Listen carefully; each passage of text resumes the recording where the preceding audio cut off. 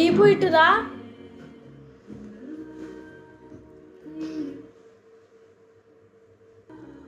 అన్న వస్తున్నా. ఊరికి పిలుస్తున్నారేమో.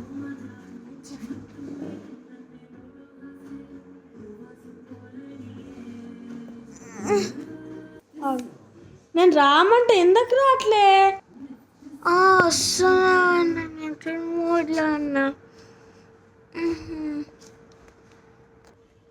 అన్న వచ్చా.